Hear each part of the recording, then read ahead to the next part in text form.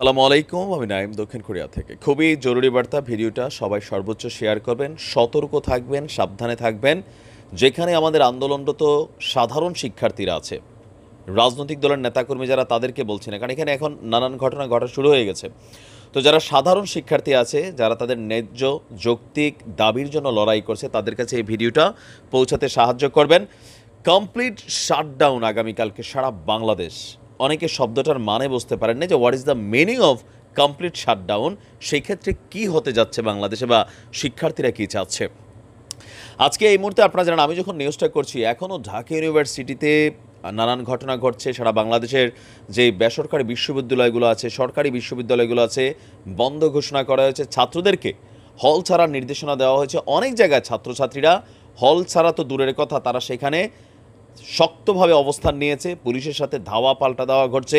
নানান ঘটনায় অনেক ছাত্র আহত হয়েছে, পুলিশও আহত হয়েছে, ছাত্রলীগের কর্মী মারা গেছে, সাধারণ ছাত্রছাত্রী মারা গেছে। একটা অস্থির অবস্থান।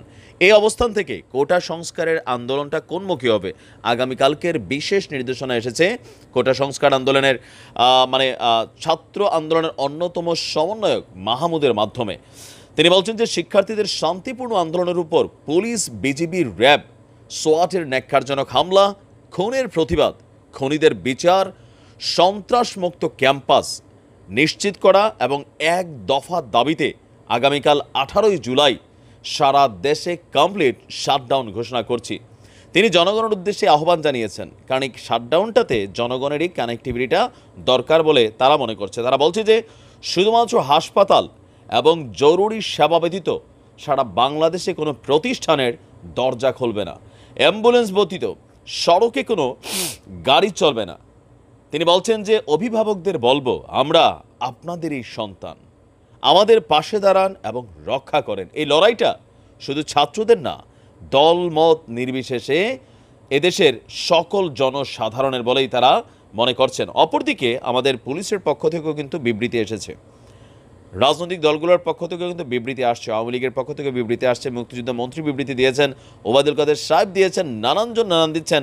ওদিকে জুনায়েদ আহমেদ পলক ভাই, তিনি আবার ফেসবুকের রফাদফা করার জন্য ঘোষণা দিচ্ছেন। ফেসবুক, ইউটিউব যা আছে এগুলো নাকি বন্ধ টন্ধ করে দিবে, নানান হুমকি দামকি দিচ্ছেন।